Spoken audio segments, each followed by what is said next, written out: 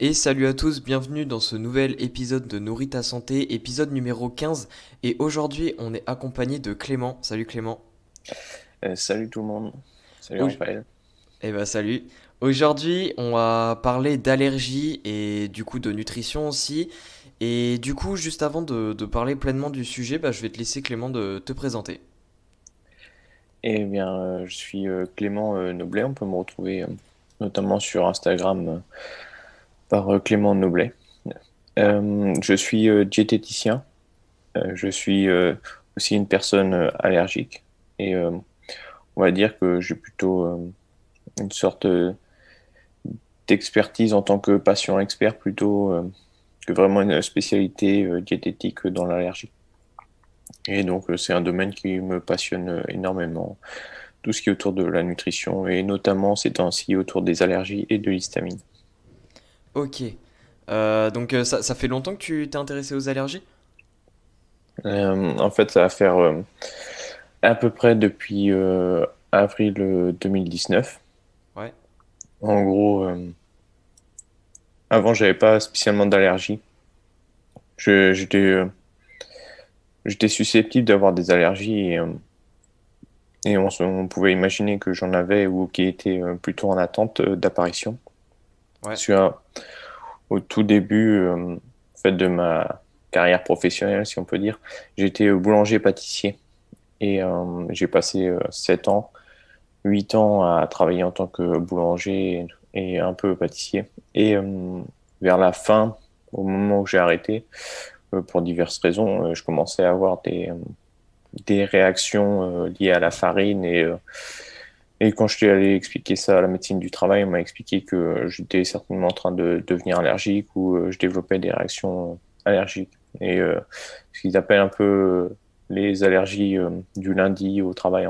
En gros, tu commences à travailler ta semaine, tu as des réactions et après, ça va un peu mieux au fil de la semaine, mais ça recommence à chaque fois. Ah ok, ouais. D'accord, donc c'est un cycle. Ouais, et donc j'étais assez suspecté de ça. Et ce qu'on m'a expliqué, c'est que j'allais certainement, si je continuais, devenir asthmatique. Et donc, ça aurait été un peu gênant au vu de ma pratique sportive. Et c'est pas une chose qui m'intéressait spécialement de devenir asthmatique, Ouais, je avoir pense que ça des. intéresse personne d'ailleurs. Ouais, donc, donc je me suis dit, bon, bah, c'est peut-être l'occasion d'arrêter, d'aller sur des branches qui me plaisent un peu plus. Et vu que j'étais lancé dans la nutrition et la musculation, bah, je me suis mis à fond dedans et je me suis dit que j'allais passer un diplôme en tant que coach sportif. Donc j'ai fait un BPGEPS et là je me suis blessé et je me suis dit que j'allais direct enchaîner par la nutrition et passer un BTS diététique. D'accord. Ok. Et du coup, en fait, si je comprends bien, t'es allergique, mais pas de naissance, on va dire. C'est vraiment développé comme ça. Oui, oui c'est ça. Bah, D'accord. en gros, pour expliquer encore un peu plus, au cours de ce BTS, bah, j'ai acquis beaucoup de connaissances et j'ai passé un autre step dans mes niveaux de connaissances et notamment biochimique. Et j'étais très intéressé par tout ce qui se faisait dans le milieu de la musculation. Et en janvier 2018, un jour, j'ai vu sur un groupe Facebook, Espace Corps Esprit Forme, euh, une publication où dans les commentaires, on parlait de cette alimentation sans acides gras polyinsaturés, sans les PUFA, les ACPI, comme on peut les appeler, les oméga 3 ou les oméga 6. Ouais. Et vu que je suivais quelqu'un et que je suis toujours et que j'apprécie beaucoup, Willy Jensen, je crois, Ouais, comme c'est ça ça. qu'on prononce, qui avait dit que c'était quelque chose de très intéressant et ces gens poussaient vraiment beaucoup en termes de connaissances et je me suis dit, ah, c'est un truc qu'il faut que je creuse aussi. Et j'ai beaucoup creusé et, euh, et je suivais aussi ce que faisait Will. Et il est vraiment, j'apprécie vraiment beaucoup Will, il était très très intelligent et très gentil en plus. Ça, c'est un mec formidable. Et donc, en gros, je me suis intéressé beaucoup à ça et j'ai décidé de me lancer dans une alimentation sans acides gras polyinsaturés. Et vu que je m'étais pas mal renseigné, que j'avais pas mal de connaissances, je me suis dit que j'allais faire les choses intelligemment. Et le principe, en gros, ma vision des choses, c'était faire une perte de poids pour éliminer plus facilement les graisses circulantes et en même temps me supplémenter en vitamine E pour éviter tout ce qui aurait pu être peroxydation lipidique ou autre. En gros, c'est des acides gras qui vont se faire agresser et qui vont se détériorer. Mais Ouais. ça, c'était la manière d'éviter. Et j'ai fait ça, ça a bien fonctionné pendant quelques mois. Je suis vraiment descendu très très bas au niveau de la masse grasse. Comme ça, je me suis dit que j'allais gagner énormément de temps au final si j'enlevais le plus rapidement possible tous ces acides gras circulants. Et ça a bien marché pendant 4 5 mois, on va dire, avec la perte de poids. Et après, je suis revenu sur une alimentation normale au niveau de maintenance calorique, voire légèrement plus, pour reprendre un peu de masse musculaire. Ouais. Et pendant ce BTS, bah, on avait aussi des, euh, des périodes de stage. Et j'ai eu une période de stage, c'était au mois de mars 2019. Donc on va dire que ça faisait 4 5 mois que j'avais fait cette diète hypocalorique. Et bah, en ACPI, j'étais toujours resté dessus. Et pendant cette période de stage, bon, j'ai eu un choc émotionnel quand même assez fort, mais j'en ai eu d'autres beaucoup auparavant. Mais celui-ci était différent. Parce que quand je suis rentré chez moi après, en gros, j'avais 2 chats. Ça faisait 8 ans que je vivais avec et je suis devenu totalement allergique et je faisais des réactions mais disproportionnées, mais vraiment disproportionnées. J'ai dû aller à l'hôpital parce que j'étais en insuffisance respiratoire. Ah ouais, carrément. Ouais, donc ce retour de stage a été un peu difficile et c'est là où on m'a dit qu'en fait j'étais devenu allergique et en plus j'avais développé de l'asthme. Ah ouais. Je me suis fait waouh, quand même. C'est le, le, le truc est violent parce que je suis parti 5 semaines auparavant. J'avais pas de soucis trop spécifiques. J'avais toujours quelques petits éternuements ou des choses comme ça, mais tu vois, tu penses pas spécialement à un problème allergique. Il n'y avait pas de problème Ouais, c'est respiratoire. ça. Il y avait pas les yeux qui me démangeaient ou des choses comme ça. J'avais rien du tout. Éventuellement, les pertes de cheveux. Mais ça, c'est beaucoup plus tard que j'ai compris que ça pouvait venir de là. Mais j'avais pas vraiment d'autres symptômes. Et au retour, ouais, ça a été catastrophe. C'était des démangeaisons, les yeux qui piquent tout le temps, les troubles du sommeil qui se sont aggravés, parce que j'en avais quelques-uns, mais là, ça s'est vraiment aggravé. Ouais. J'avais une perte de cheveux qui s'est accélérée, j'avais des problèmes respiratoires, une fatigue excessive. En fait, c'était vraiment catastrophique, quoi. Et en gros, ouais, je suis devenu allergique aux poils de chat, aux acariens, aux bois exotiques, aux graminées, à plein de choses en fait. Et Ah ouais, tout plein de trucs, ok. ouais, ouais, bah, j'ai tout cumulé quoi. D'accord. Et ça, c'est certainement à cause des allergies croisées. Ce qu'on appelle ouais, croisées, c'est que il y a des protéines qui sont des éléments qui font la structure des molécules qui composent l'acarien ou le bois Hmm. ou les choses comme ça qui se ressemblent. Et en gros, le corps, il les détecte et il les prend tels que il se dit, tiens, c'est l'élément qui m'embête, donc je vais l'éliminer. Et en fait, c'est pas spécialement l'élément, mais il lui ressemble beaucoup, quoi. Ouais, c'est comme les agonistes et tout. Oui, ouais, c'est ça. D'accord. En gros, c'est comme si tu avais un mec qui arrive et qui met un déguisement et qui fait qu'il ressemble à cette personne et tu le laisses passer, quoi. Ouais, ok. Ou tu le laisses pas passer parce que c'est personne recherchée. Et du coup, avant vraiment de partir plus dans le sujet des allergies, déjà, je pense qu'il serait intéressant, parce qu'en fait, on parle d'allergies généralement, mais je pense que beaucoup de gens ne savent pas réellement ce que c'est. Est-ce que tu pourrais expliquer euh, ce qu'est en fait une allergie?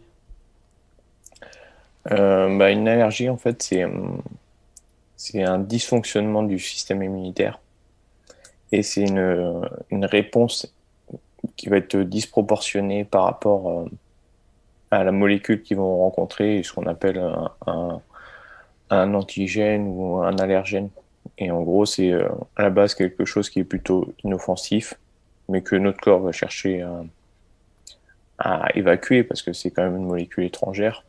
Et sauf que pour les personnes qui développent des allergies, le corps va avoir tendance à vouloir l'évacuer de manière vraiment disproportionnée, genre comme si c'était mortel. Mais en fait, Ouais, c'est notre réaction du corps qui peut devenir même mortelle vis-à-vis de ce petit étranger qui peut vraiment pas faire grand-chose pour la plupart des personnes. d'accord. Et du coup, est-ce que, je pense que la réponse est oui, mais est-ce qu'il existe plusieurs types d'allergies, proprement parler? Ouais, bah, souvent on fait la distinction un peu avec les allergènes de type plutôt respiratoire, acarien, des pollens, des choses comme ça, et les allergies plutôt alimentaires. Et après, on pourrait dire ce que tu as des pseudo-allergies.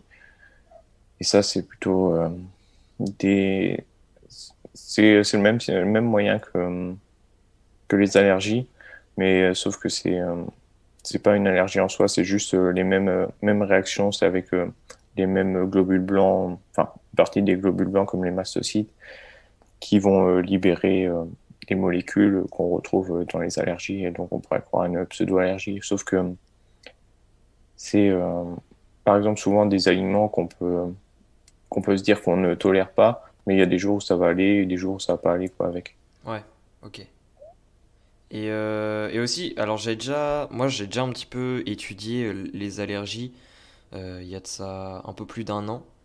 Et, euh, et je pense que ça serait intéressant aussi que tu parles on va dire des différents degrés d'allergie, tu sais, les type 1, hypersensitivity, etc. là. Je sais pas si tu vois ce que je veux dire. Non, Souvent je il vois. y a quatre phases, un petit peu. Ou du moins, pour reformuler, est-ce que il y a plusieurs, on va dire, stades, ou du moins degrés de,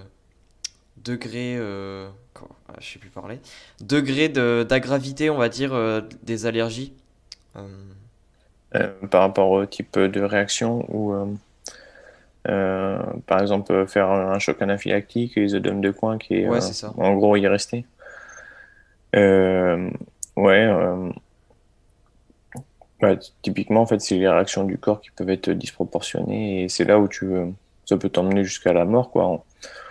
Euh, en gros, tu as une libération de plein de molécules et en fonction du nombre de molécules qu'il y a et de ta capacité à les éliminer, tu vas avoir des symptômes qui vont apparaître.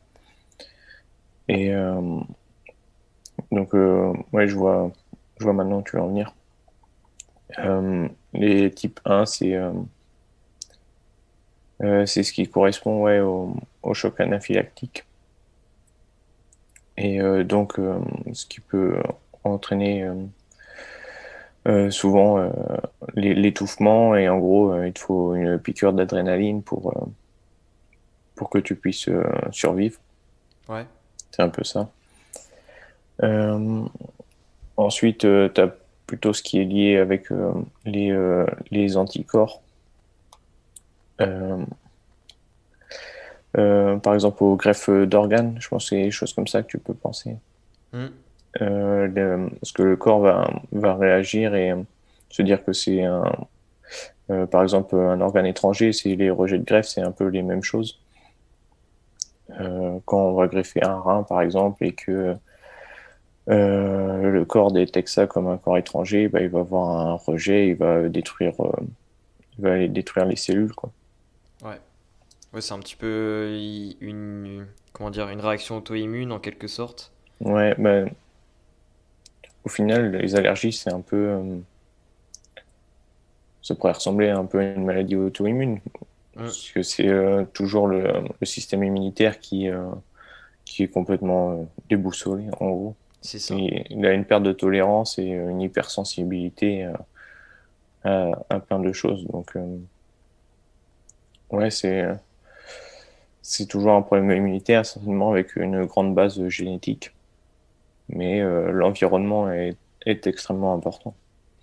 Et Ok. souvent, Et notre environnement fait que, et notre niveau d'hygiène fait que certainement on va être plus exposé, et les enfants à venir seront plus exposés aux allergies. ouais. Et du coup, pour un petit peu, on va dire, faire le lien avec l'environnement, est-ce que l'alimentation elle a un lien avec l'apparition ou même la disparition des allergies? Oui, totalement. Mais après, c'est à prendre aussi avec tout l'environnement. Oui, Mais oui, c'est une composante importante.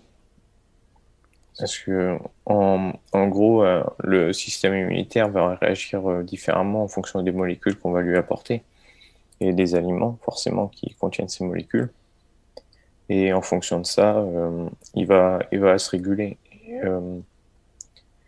Et certaines choses vont venir déréguler. Ou des fois, on peut entendre la perméabilité intestinale. Par exemple, les acides gras saturés ont tendance à favoriser la perméabilité intestinale, et donc on aurait plus d'allergènes à venir dans le corps, et des fois, ça peut poser problème. Et c'est certainement moi ce qui m'est arrivé. d'accord. Donc Donc, c'est un manque d'équilibre en fait. oui, oui, en fait, je sais pas si c'est vraiment un manque d'équilibre, mais plutôt une mauvaise correspondante alimentaire par rapport à notre environnement et à la personne qu'on est, et certainement aussi à notre génétique et la manière dont on répond à cette génétique. Ouais, d'accord. Et du coup, par exemple, enfin, là, d'après ce que tu viens de dire, l'alimentation peut être un des facteurs qui peut jouer dans l'apparition des allergies, donc avec l'environnement lui-même, avec plein d'autres de facteurs aussi. Et du coup, en fait, une fois qu'on a une allergie, est-ce que il y a, on va dire, certaines astuces qui correspondent à la grande majorité des allergies, parce qu'après, bien sûr, ça diffère aussi en fonction de l'allergie en elle-même.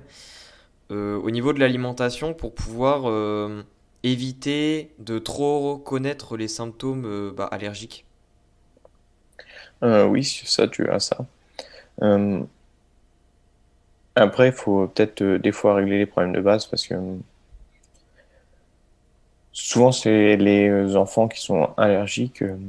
Tu peux avoir beaucoup de problèmes au niveau du microbiote. Hmm, Et en gros, une diversité un peu moindre.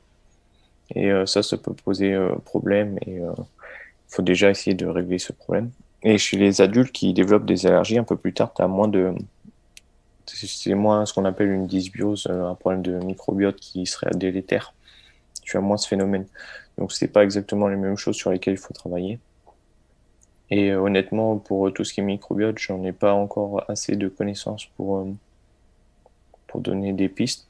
Mais tout ce qui est plus correspondant aux adultes, ça j'ai. Parce que je travaille notamment pas mal sur tout ce qui est intolérance à l'histamine. ouais, Et l'intolérance à l'histamine, c'est ce qu'on pourrait dire une pseudo-allergie. Et l'histamine, c'est une molécule qui est justement sécrétée pendant les allergies. Parce que les médicaments qu'on donne typiquement aux personnes allergiques, ce sont des antihistaminiques. Et donc, il faut essayer de chercher à éliminer cette histamine en priorité. d'accord.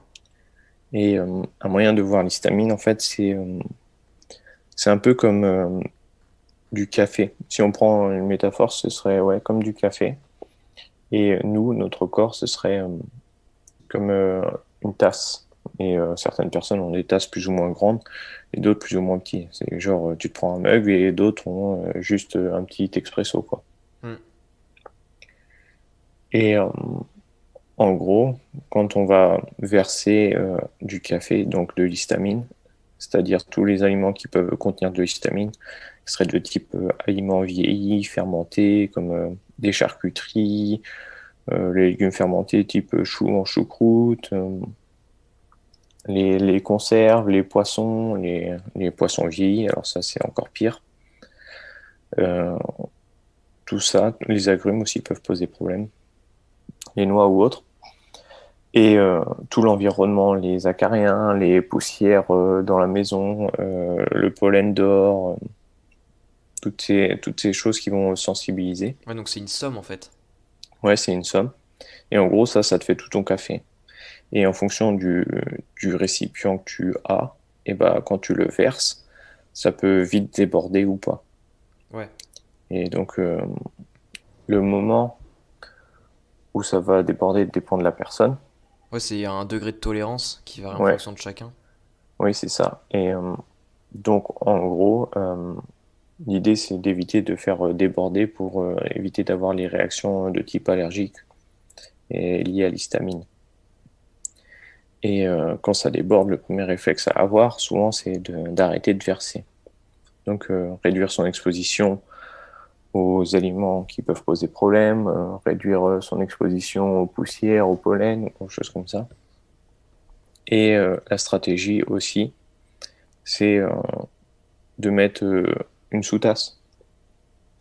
Et la sous-tasse, ce serait correspondant à tout ce qui va être complément ou optimisation au niveau alimentaire ou autre.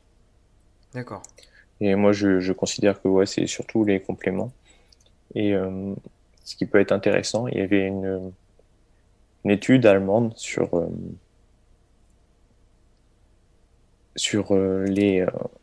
le rafting. Enfin, c'était pour le mal de mer. Hmm. C'était un peu en mode rafting. Et en gros, le mal de mer, c'est une intolérance à l'histamine. Et le moyen de traiter le mal de mer, c'est de prendre de la vitamine C. Et ils allaient jusqu'à 2 grammes de vitamine C pour réduire le mal de mer. Et ils ont constaté que ça avait une influence positive sur la réduction de l'histamine. Et donc, de ce fait, je me suis dit qu'une des bonnes stratégies à faire, c'est d'utiliser la vitamine C pour éliminer l'histamine. D'accord. Et donc, ça a l'air plutôt pas mal de fonctionner pour les personnes à qui je fais ça et pour moi-même. Et donc, ça, c'est une des stratégies. Et en fait, c'est de soutenir globalement tout ce qui va être autour de la DAO. La DAO, c'est la diamine oxydase. C'est une enzyme qui sert à éliminer l'histamine, qui se retrouve essentiellement dans les intestins. Et l'autre système d'élimination de l'histamine, ça va être tout ce qui est autour de la méthylation. Ok. Et donc, il faut essayer de soutenir la DAO et la méthylation pour réussir à éliminer correctement cette histamine et les réactions allergiques. Et donc, je suppose que la vitamine C, c'est un cofacteur de la DAO. Oui, c'est ça. Ok. Et il y en a d'autres. Et souvent, en fait, ce qui est intéressant, c'est que, vu que je m'intéresse beaucoup aux micronutriments, à tout ce qui est vitamines et minéraux, Hmm. c'est qu'il y a des relations souvent entre les vitamines et minéraux et certains fonctionnent quasiment tout le temps ensemble. Et ce qui fonctionne bien avec la vitamine C, c'est le cuivre. Et on retrouve justement pour la DAO des besoins en cuivre. Et qu'est-ce qui sert à éliminer aussi l'histamine? Bah, le cuivre. C'est un antihistaminique naturel. D'accord.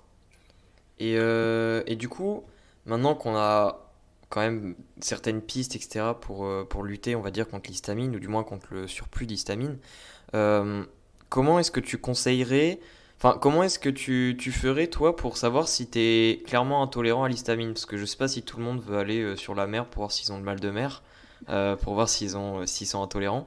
Du Oui, coup, tu conseillerais quoi?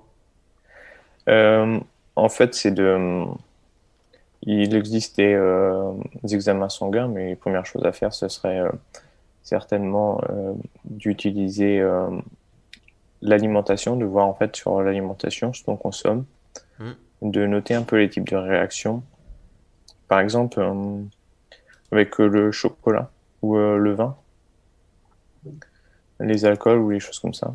Et les personnes qui consomment beaucoup de chocolat et qui vont dire qu'ils font une crise de foie ou autre, soit en fait c'est une accumulation d'amines, qui n'est pas forcément d'histamine, mais ça a le même système pour éliminer ça. Ouais. Donc on se retrouve avec comme un excès d'histamine. Et donc les symptômes liés à ça. Ce sont les amines biogéniques, je crois qu'on appelle ça. Ouais, euh, oui c'est ça. D'accord. Et en gros, t'as plein d'effets possibles, mais vraiment beaucoup parce qu'il existe différents récepteurs et l'histamine est extrêmement importante pour le corps humain. Ça régule des milliers de gènes. C'est très important pour la réponse à l'exercice physique, pour l'énergie, pour les cycles veille-sommeil, la prise alimentaire, les choses comme ça. Donc en gros, tu as énormément de symptômes. C'est comme en ce moment, Genre, t'as mal à la tête, t'as un rhume, ça pourrait être le Covid comme toute autre chose. Ouais, En gros, ouais, on pourrait quasiment tout mettre sur l'eau d'histamine des fois si on veut. On serait un peu abusé, mais voilà. En gros, je peux te faire toute une liste si tu le souhaites. Genre au niveau neurologique, peut être des maux de tête, des migraines. Et ce qui est très intéressant là-dessus, c'est par exemple chez les femmes. Nous, les hommes, typiquement, si on a mal à la tête, on va se dire, oh là, il y a quelque chose qui va pas, c'est pas normal. Et on va certainement aller voir un médecin. Et c'est pour ça souvent qu'on va nous prendre un peu pour des êtres sensibles et qui vont croire qu'on va mourir à la moindre truc, au moindre chose. Genre on se baisse, et c'est bon, on va mourir. Mais c'est pas vraiment ça. On est un peu dans l'exagération, mais peut-être pas à ce point-là, je pense pas. Et, euh, et chez les femmes, les migraines, en fait, ce serait typiquement, on entend beaucoup de femmes dire qu'ils ont des migraines ou des maux de tête, c'est presque commun. Et donc, c'est accepté et considéré que c'est normal, alors que ça ne l'est pas. ouais, Et, euh, et justement, l'histamine crée des maux de tête et les femmes sont plus sensibles à l'histamine. Parce que une des choses qui régule la DAO, l'enzyme qui élimine l'histamine, ce sont les œstrogènes. Et si on a un peu trop d'œstrogènes ou une baisse de progestérone, ou, ou le rapport qui est déséquilibré en faveur des œstrogènes, et ben ça va inhiber la DAO et on aura une augmentation de l'histamine. Et on aura certainement des maux de tête ou des migraines typiquement pour les femmes, parce que eux ont en plus un autre problème qui est lié à ce qu'on appelle la voie kinido. En gros, c'est la voie des kynurénines, qui est une voie qui est utilisée par le tryptophane pour faire de la vitamine B3. Et des métabolites dedans sont neurotoxiques et ont tendance à causer des migraines et des maux de tête. Et en fait, c'est deux choses qui pourraient se cumuler. d'accord. Et ce qui régule cette voie, c'est la vitamine B2, la vitamine B6. La vitamine B6 sert comme cofacteur de la DAO et dans, dans le cycle de la méthylation. Donc ça peut poser problème. La vitamine B2, elle permet d'activer la vitamine B6 et sert dans la méthylation. Et la troisième chose qui sert dans cette voie, c'est le fer. Et souvent, les femmes peuvent être carencées en fer. Ouais, c'est plus probable, ouais. Donc, en gros, elle cumulerait deux choses qui auraient des effets de type migraine, maux de tête au, à ce niveau-là. Donc, c'est ce qu'on pourrait considérer, eux, comme normal. En fait, c'est anormal. Et ça viendrait plutôt de là.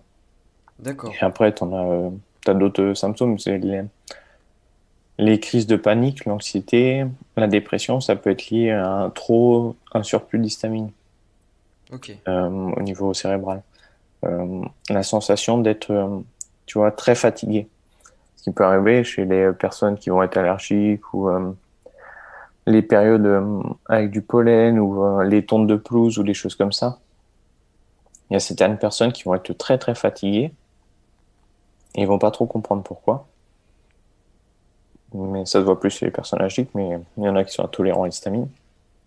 Ils vont être très fatigués. Et ouais, ils vont pas comprendre pourquoi. Et en fait, c'est cet excès d'histamine qui va se créer dans leur cerveau, qui vont stimuler l'éveil. Et en fait, ils vont être fatigués, ils ne souhaitent que dormir, mais c'est impossible. Ouais. Et après, si tu vas développer de l'anxiété ou des choses comme ça, et tu rentres dans des cercles vicieux, en fait. Hmm. D'accord. Et tu as un autre symptôme aussi au niveau de la tête, c'est la perte de cheveux.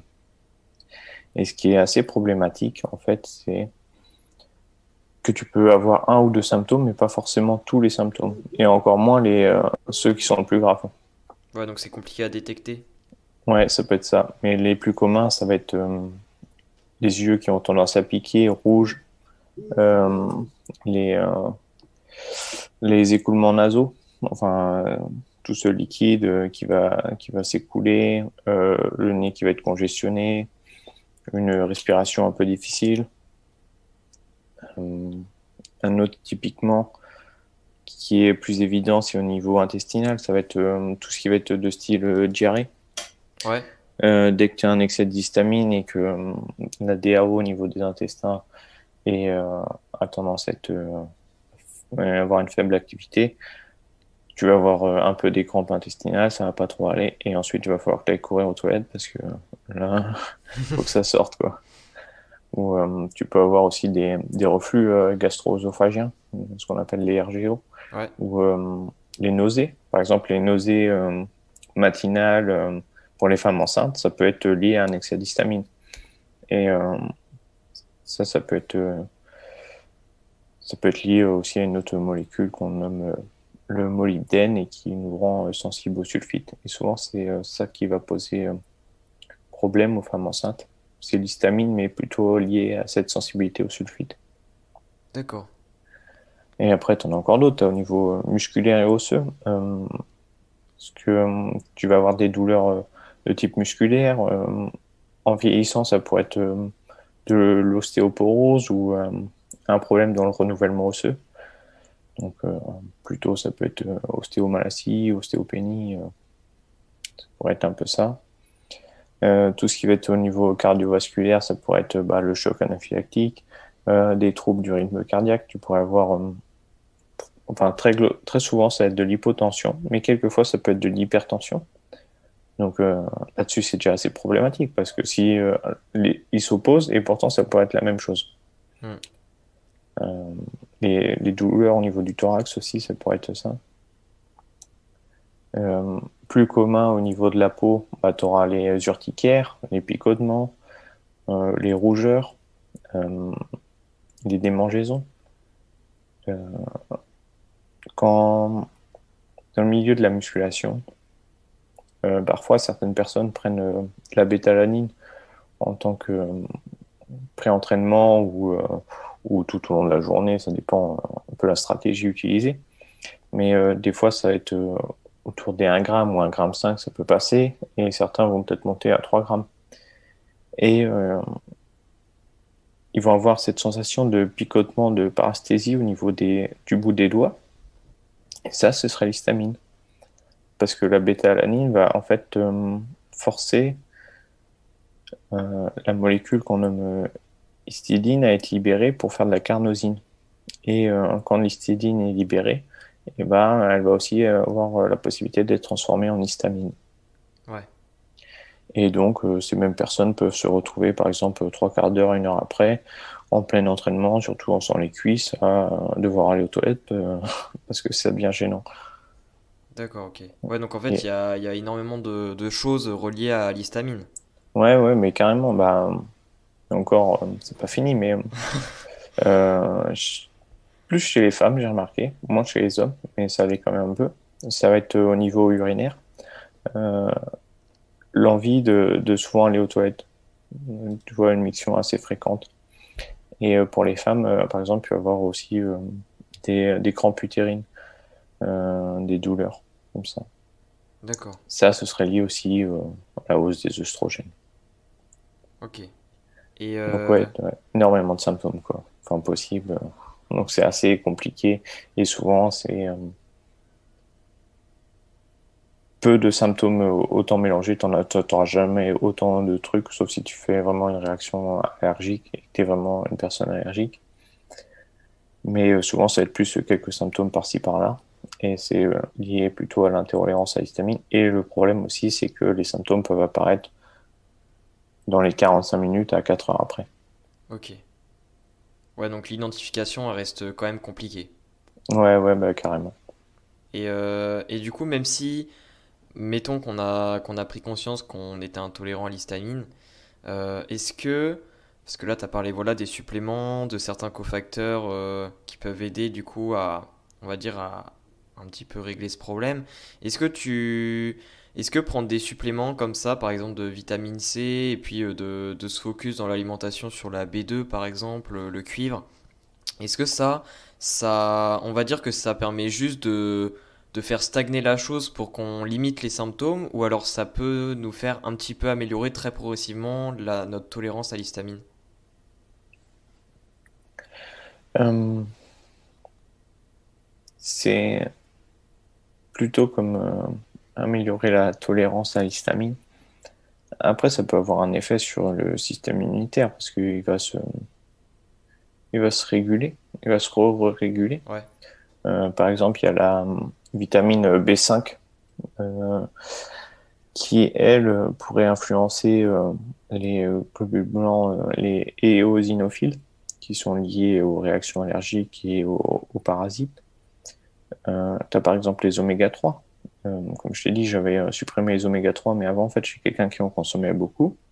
Et ça a la même influence sur le système immunitaire. En fait, ça le régule, ça crée une immunotolérance, et c'est pour ça qu'on dit que les oméga 3 sont de type anti-allergique. Euh, il y a, il y a pas mal de choses, ouais, qui peuvent plutôt aider à réguler l'histamine, et sur le long terme, en fait, ça va aider à réguler le système immunitaire. D'accord. Donc en pratique, il faut essayer en fait on va dire de limiter quand même les aliments très riches en histamine tout en privilégiant des aliments de qualité riches en micronutriments notamment. Oui, c'est ça. En gros, éviter, si on est intolérant à l'histamine, le plus simple, c'est déjà d'éviter l'alcool, Ouais, euh, surtout les vins. Les vins peuvent contenir des sulfites ou sont très riches en histamine. Et donc, souvent aussi, c'est ça, les maux de tête qu'on peut lier à l'alcool, ça peut venir de là. Et éviter, ouais, tout ce qui va être produits fermentés, fumés, vieillis, comme les fromages ou autres. Et favoriser une alimentation avec des légumes et des fruits le plus frais possible, d'accord. et ouais, brut possible. Tout ce qui est frais. Enfin, en gros, c'est favoriser les aliments le plus frais possible. Ouais, ouais pour éviter la perte en micronutriments notamment, etc. Avec, Ouais, et éviter la formation d'histamine. ouais. Et surtout les protéines, c'est là où il y en aura le plus forcément. Et le pire, c'est les poissons. Les poissons de quel type tous ou... Généralement tous les poissons. Et après, tu peux avoir les crustacés et autres, mais tous les produits de la mer, ont tendance à produire plus d'histamine. Souvent, ils ont aussi des teneurs plus élevées en histidine de base. D'accord. Mais il y avait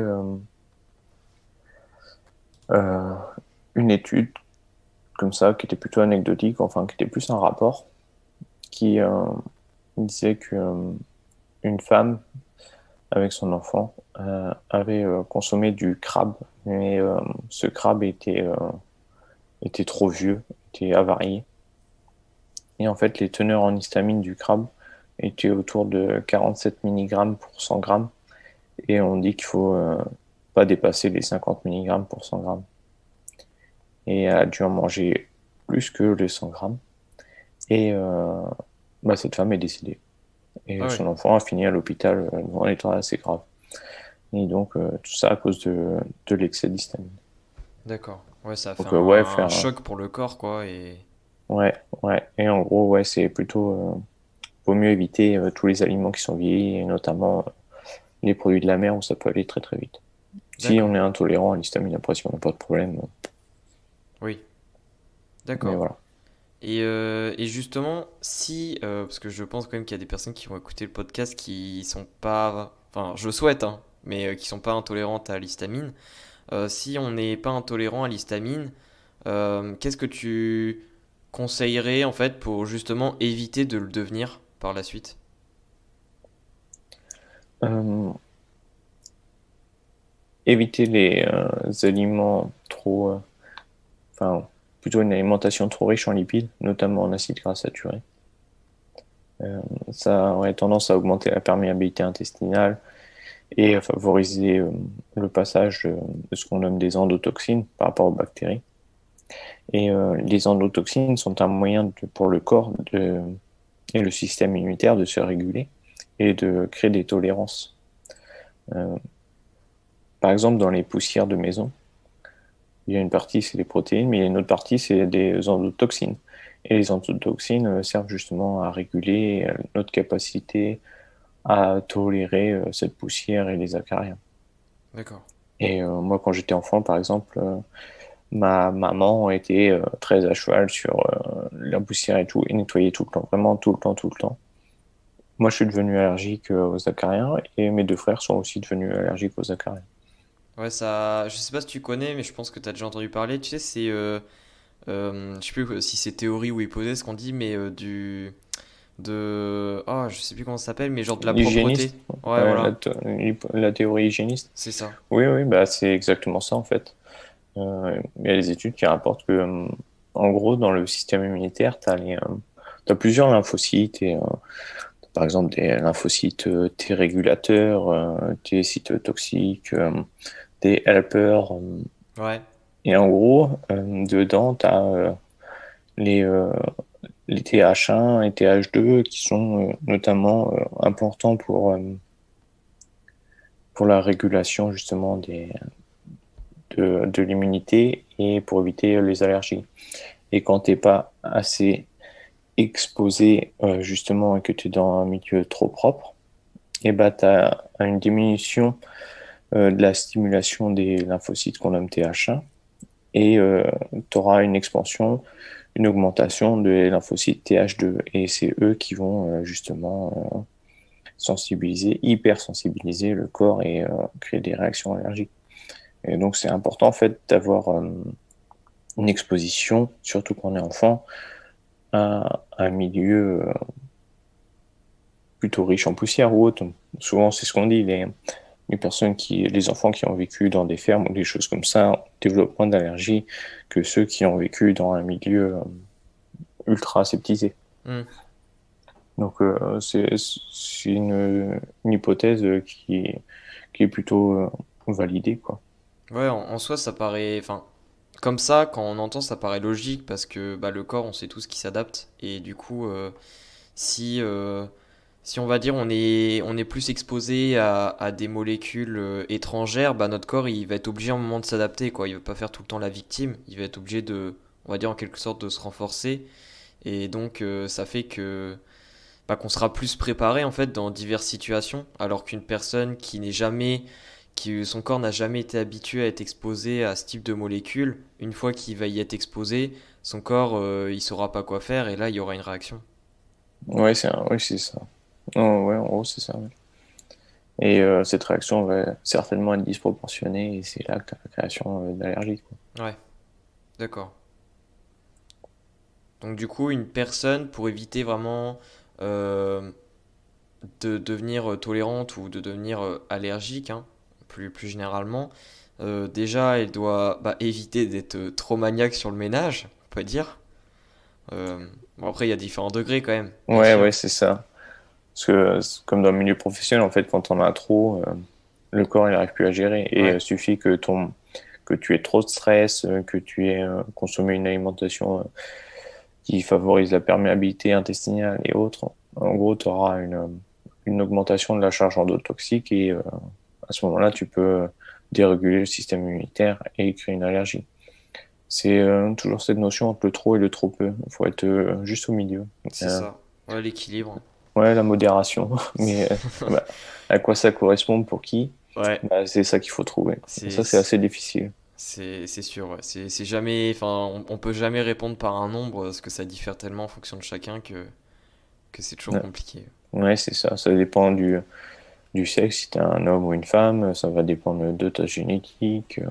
C'est, ça dépend de plein de choses. Donc, on pourra jamais dire. On peut donner des grandes lignes globalement, mais jamais dire à titre individuel comment tu dois réagir C'est et ça. avec quel pourcentage d'exposition ou autre tu dois avoir. Mais c'est trop compliqué.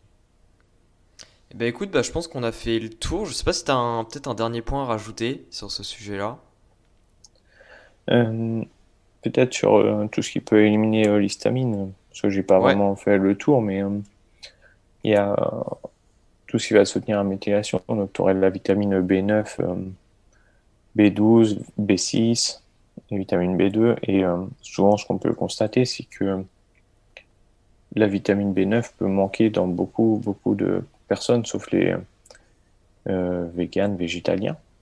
hmm, Mais en même temps, eux, ils auront d'autres problèmes. Euh, Par exemple, la B12 ou autre. Et c'est assez difficile. Il faut avoir en fait une alimentation assez variée. Et souvent, les abats peuvent être très intéressants. Mais encore faut-il pouvoir les supporter, les manger. Et le foie et notamment les rognons sont vraiment très intéressants.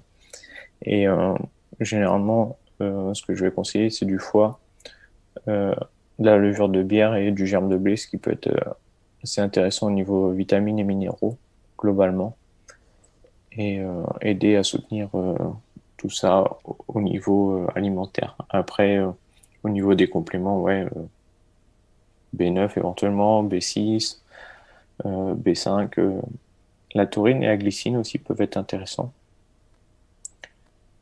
Et la vitamine C. Et globalement, après, on a fait le tour. D'accord. Et ouais, il faut essayer au maximum de soutenir un peu tout ce qui est méthylation. Donc ces vitamines-là, faire attention. Ok. Et est-ce que tu penses que dans un premier temps, enfin la supplémentation reste, on va dire, indispensable pour bien gérer l'histamine ou tu penses que c'est possible avec une alimentation qui est quand même bien gérée de faire les choses correctement? Globalement, si tu es intolérant à l'histamine et que tu as des grosses réactions, je dirais de partir directement sur de la supplémentation et diminuer au fur et à mesure. D'accord. Et de Ok. voir ta tolérance. Ouais, c'est une adaptation en fait. Ouais, comme ça, en fait, élimines tous les symptômes, déjà, tu vis mieux. Parce que c'est très fatigant, en fait, quand tu as un excès d'histamine. Moi, ça m'arrive parfois. Ça m'est arrivé il y a quelques temps. En gros, le matin, j'avais testé un nouveau complément, une nouvelle stratégie, et ça marchait bien. Et je me suis dit, bon, bah, tiens, je suis un dingue. Je vais manger œufs, bananes, chocolat. Mais bananes bien mûres. Et les bananes bien mûres sont très riches en histamine. Et le chocolat, bah, c'est riche en amine.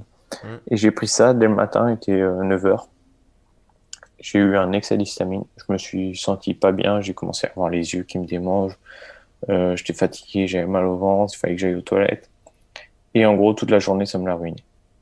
Ouais. Et, et c'est pour ça qu'il faut quand même faire attention et plutôt chercher à éliminer tout de suite les symptômes pour avoir une vie plutôt correcte et normale et ensuite régler au fur et à mesure et diminuer. Et dès que tu commences à avoir des réactions, te stabiliser à ce niveau-là et après voir pour descendre.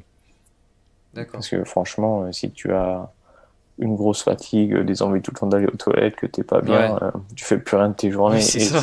c'est déprimant et anxiogène et ça aggrave le truc quoi. Ouais. Et du coup, est-ce que tu penses que c'est déjà une bonne façon? C'est-à-dire que si, par exemple, on aime bien certains aliments qui sont relativement riches en histamine, pour essayer de réguler la consommation et d'éviter l'excès, de répartir, par exemple, comme tu dis, là, banane et chocolat, tu vois. Imaginons qu'avant on en mangeait au même repas, etc. Est-ce que tu penses déjà que c'est une meilleure façon, peut-être manger la banane le matin et en plein après-midi le chocolat pour essayer d'espacer et de pas créer une réaction en fait? Oui, ça peut être une stratégie à employer. Parce qu'en gros, tu laisses un peu le temps d'éliminer ces molécules-là et l'histamine et donc tu as plus la possibilité de consommer d'autres aliments. Mais ça met quand même un peu de temps à être éliminé et c'est Ouais. assez facile de remplir sa tasse de café, quoi. Hmm. Parce que, D'accord. en même temps, tu peux avoir l'exposition Oui. aux allergènes respiratoires. Oui, il faut pas oublier l'aspect environnemental qui est tout Ouais. autour. Hmm. Donc, c'est pour ça qu'il y a certaines personnes qui vont, par exemple, manger une mousse au chocolat le soir, ne vont rien avoir, et un jour vont avoir des éternuements, vont pas se sentir bien, et ils vont recommencer, et en fait, ils n'arrivent pas à comprendre ce qui se passe. Et c'est un peu ça. En gros, tu fais déborder ta tasse de café, il y a des jours où, en fait, elle est remplie juste ce qu'il faut. D'accord. Donc ouais, c'est une stratégie à utiliser, mais faire attention, parce que ça peut, si t'en as pas conscience, rendre encore plus difficile à détecter les problèmes. Oui, c'est sûr. Ok. Bah écoute, bah je pense qu'on a fait le tour de ce sujet-là, sauf si t'as peut-être quelque chose à rajouter sur l'élimination. Ouais, bah, éviter l'alcool, hein. Ça c'est clairement, l'alcool c'est un sacré problème. Ouais. Ça empêche l'élimination, parce que c'est en priorité, on va détoxifier l'alcool Et juste peut-être pour les analyses, euh, il peut être intéressant de faire doser la tryptase sanguine. C'est une des molécules qui est libérée par les mastocytes en même temps que l'histamine. Et c'est un des moyens de détection, justement, s'il y a une trop grande dégranulation des mastocytes. Ok. Parce que on peut parler d'intolérance à l'histamine, mais ça peut avoir un autre nom des fois, ou ça dépend le nombre de mastocytes, mais on peut appeler ça le syndrome d'activation mastocytaire. Et c'est un truc tout récent et ça peut être utile de faire justement doser cette tryptase pour savoir si c'est ça ou pas. Ok. Ouais. D'accord. Bah écoute, bah merci beaucoup hein, pour toutes ces informations. Ouais, Euh, c'était avec plaisir. Bah, avec plaisir également. Et bah, c'était super intéressant en tout cas. Bon, tu vois, honnêtement, moi je suis pas allergique donc ça va. Mais par contre, enfin, même si t'es pas allergique, en fait, c'est super intéressant bah, parce que système immunitaire ça concerne tout le monde et on est à l'abri de rien, clairement. Donc, Non, bah oui, c'est ça. Parce que moi, j'ai jamais eu de problème jusqu'à ouais, il y a pas si longtemps, en gros. C'est à la force de l'exposition. c'est À ça. partir de mes 17 ans où ça commençait peut-être à être un peu problématique avec la farine et le métier de boulanger-pâtissier. Et vraiment vers mes 25-26 ans où là, ça a explosé, quoi. Ouais, Et beaucoup de gens, c'est de plus en plus sur le tard, ça apparaît. ouais, bah oui, ouais, faut faire attention quoi. Donc, ouais. Oh, c'est bien de le savoir en avance, au moins, Ouais, c'est sûr. même si ça passe à travers, tu dis, quand tu relis des choses, tu dis, ah, tiens, ça me fait penser à ça. Ouais, faut mieux prévenir, hein, clairement. Ouais, ouais, c'est ça. Bon, mais souvent, quand t'es pas concerné, t'y passes à côté. Ouais. Bah écoute, bah merci beaucoup en tout cas d'avoir accepté l'invitation. C'était vraiment avec plaisir. J'espère en tout cas que l'épisode vous a plu. Et puis bah merci encore une fois Clément d'être venu. Ouais, c'est avec un grand plaisir. Certainement qu'il faut que je structure un peu plus ce que je dis, mais avec le temps, ouais, je pense que ce sera un peu mieux. Et mes connaissances se seront développées, donc tout ça sera peut-être plus compréhensible plus tard. Oui, bah après chaque chose en son temps, hein, mais Ouais, là ouais. c'était très très bien déjà. Et du coup bah je mettrai dans la description le lien de ton Instagram, comme ça au moins bah, si les personnes ont des questions ils peuvent te les poser.